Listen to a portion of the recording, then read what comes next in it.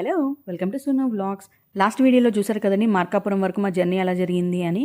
మార్కాపురం దగ్గరకు వస్తుంది అనగా నేను వేరే కంపార్ట్మెంట్లోకి వెళ్ళి నించున్నాను అనమాట. ఎందుకంటే మా చెల్లిని తీసుకెళ్ళడానికి స్టేషన్కి మా మావయ్య వాళ్ళ అమ్మాయి ఇద్దరు వచ్చారనమాట. నేను కనిపిస్తే మళ్ళీ సర్ప్రైజ్ ఉండదని చెప్పి వేరే కంపార్ట్మెంట్ నుంచి స్లోగా వెనకాల వెళ్ళి సర్ప్రైజ్ చేద్దాం అనుకున్నాను. మార్కాపురం రాగానే మా చెల్లి దిగేసింది. హాయ్ ఫ్రెండ్స్, మా మావయ్య వచ్చారు స్టేషన్కి. మా చెల్లి ఫ్రంట్ వెళ్తుంది చూడండి. అండ్ నేను వచ్చానని తెలియదు కదా, ఇప్పుడు సర్ప్రైజ్. అయితే ఇక్కడ కొంచెం లేట్గా దిగాను, ఎందుకంటే వెంటనే దిగేస్తే వాళ్ళకి అనుమానం వచ్చేస్తుంది అని చెప్పేసి నేను లేట్గా దిగాను అనమాట. నేను దిగేటప్పటికి వాళ్ళిద్దరు కొంచెం మిస్ అయిపోయారు, కొంచెం దూరం వెళ్ళిపోయారు. యాక్చువల్లీ ఇక్కడ ఫంక్షన్ మా చిన్న మావయ్య వాళ్ళ అమ్మాయిది, ఇక్కడ స్టేషన్కి వచ్చింది మా పెద్ద మావయ్య వాళ్ళ అమ్మాయి అనమాట. మెచ్యూర్ ఫంక్షన్ జరుగుతుంది. ఇంటికి వెళ్ళేటప్పటికి ఆల్రెడీ అక్కడ ఫంక్షన్ జరుగుతూ ఉంది. అంటే రోజు ఎవరో ఒకరిని కూర్చోబెట్టి ఇది చేస్తారు కదా, అది జరుగుతుందనమాట. మెయిన్ ఫంక్షన్ వచ్చేసి రేపు మార్నింగ్ జరుగుతుందనమాట. సో ఫంక్షన్ కోసం ముందుగా మేము వెళ్ళిపోయి రెడీ అవుదాం అనుకున్నాం. నెక్స్ట్ డే మమ్మీ వాళ్ళు వస్తారు కదా. ఇక్కడ వాళ్ళు చాలా దూరం వెళ్ళిపోయారు, సో వాళ్ళని ఎత్తుక్కుంటూ వెళ్ళాను. అందులో నేను కరెక్ట్గా వార్ జరుగుతున్న టైంకి వెళ్ళేటప్పటికి చాలా మంది పోలీసులు ఉన్నారు అక్కడ. నేను అందులో ఇలా కవర్ చేసుకొని వెళ్ళాను కదా, ఇంకా కొంచెం ఇదిగా చూస్తున్నారు నన్ను, అందుకే కొంచెం భయంగా వెళ్తున్నాను నేను.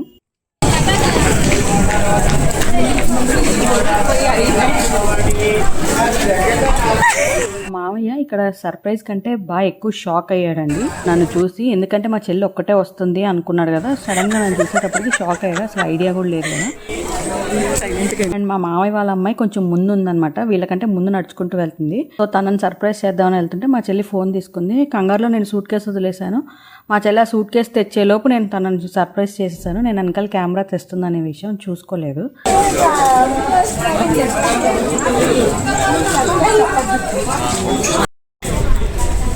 సర్ప్రైజ్ అయ్యావా? ఎక్స్ప్రెషన్ ఎలా పెట్టిందంటే. సో ముందు మా మావయ్య మా చెల్లి బైక్ మీద వెళ్ళిపోయారు. నేను మా మావయ్య వాళ్ళ అమ్మాయి ఇద్దరం కలిసి ఆటోలో వెళ్ళాం అనమాట. మేము ఆటోలో వెళ్ళేటప్పటికి వీళ్ళిద్దరూ ఇంటికి వెళ్ళిపోయారు. సో మేము డైరెక్ట్గా మా పెద్ద మావయ్య వాళ్ళ ఇంటికి వెళ్ళాము. వీళ్ళు చిన్న మావయ్య ఇంటికి వెళ్ళిపోయారు. లగేజ్ అక్కడ పెట్టి పెద్ద మావయ్య వాళ్ళ ఇంట్లో స్కూటీ తీసుకొని నేను తను బయలుదేరామన్నమాట. సో నేను ఇలా ఫుల్ కవర్ చేసేసుకొని కట్టేసుకున్నాను ఇంటికి వెళ్ళడానికి.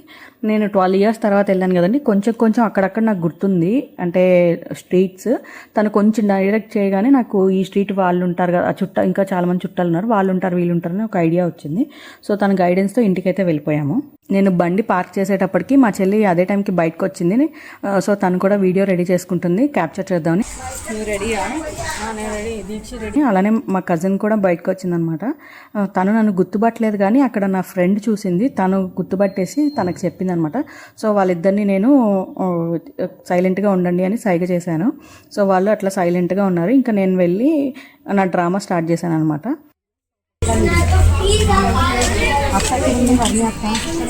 బయటకు దిగు ఒకసారి. పిన్ని మా ఫ్రెండ్.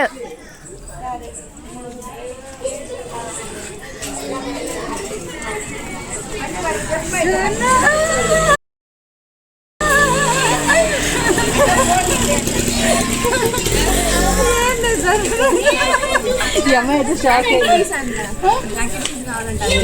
అక్కడెవరో వచ్చారు,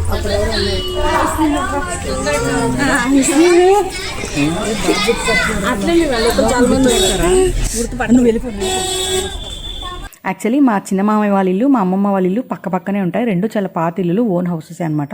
ఫంక్షన్ మా అమ్మమ్మ వాళ్ళ ఇంట్లో చేస్తున్నారు. సో అందరూ మా అమ్మమ్మ వాళ్ళ ఇంట్లో ఉన్నారు. పక్కనే చిన్న మామయ్య వాళ్ళ ఇల్లు కదా, అక్కడికి ఏదో అవసరం అయ్యి వెళ్తున్నారనమాట.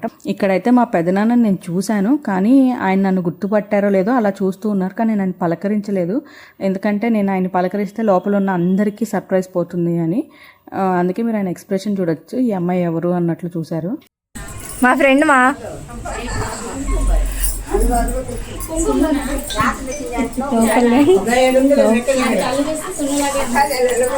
చెప్పు.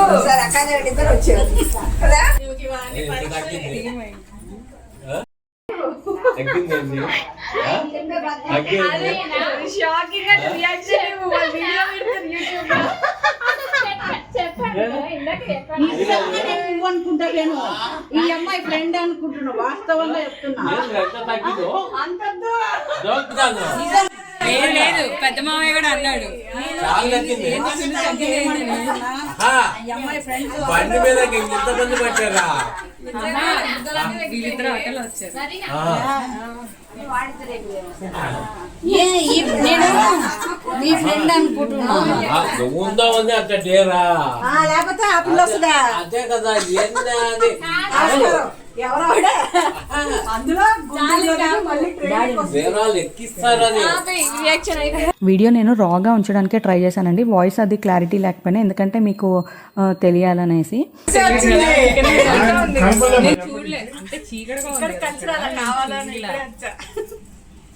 దీక్ష అయితే కందిపోయింది స్టేషన్ లో వచ్చి ఒక 10-15 మినిట్స్ అక్కడ బ్లూ శారీలో ఉంది మా పెద్దమ్మ, మా మమ్మీ వాళ్ళ అక్క, అండ్ తను మా చిన్న మావయ్య కెమెరా వేసుకుంది. వాళ్ళ అమ్మాయి ఫంక్షన్కే వచ్చానమాట. అందరూ షాక్ అయిపోయారు, చాలా ఇయర్స్ తర్వాత నన్ను చూశారు కదండి, అందుకే షాక్ అయిపోయారు. యాజ్ యూజువల్ మా చెల్లి, మా పెద్దమ్మ కూతురు, తను మా కజిన్ అనమాట. వాళ్ళిద్దరూ నన్ను టీస్ చేస్తూ ఉన్నారు. నాకైతే చాలా హ్యాపీ అనిపించిందండి, ఎందుకంటే వాళ్ళ ఫేస్లో ఆ ఎక్స్ప్రెషన్స్ చూసి నేను అసలు రాను అని వాళ్ళు అనుకున్నారు. నేను వస్తానన్న ఐడియా కూడా లేదు. చూసారు కదండి వాళ్ళందరూ ఎలా రియాక్ట్ అయ్యారు అనేది. 12 ఇయర్స్ తర్వాత నేను మా అమ్మమ్మ వాళ్ళ ఊరికి వెళ్తే మా వాళ్ళ రియాక్షన్ అదనమాట. నెక్స్ట్ ఫంక్షన్ వీడియోస్ నేను ఎక్కువగా తీయలేదు, కొంచెం తీసాను, అవి అప్లోడ్ చేస్తాను. ఈ వీడియో కనుక మీకు నచ్చినట్లయితే లైక్ చేయండి, షేర్ చేయండి, సబ్స్క్రైబ్ చేసుకోండి. అలాగే పక్కన ఉన్న బెల్ ఐకాన్ని టంగ్ మన కొట్టేయండి, నా నోటిఫికేషన్స్ అని మీ వరకు వచ్చేస్తాయి. మరొక మంచి వీడియోలో మళ్ళీ కలుద్దాం. Thanks for watching.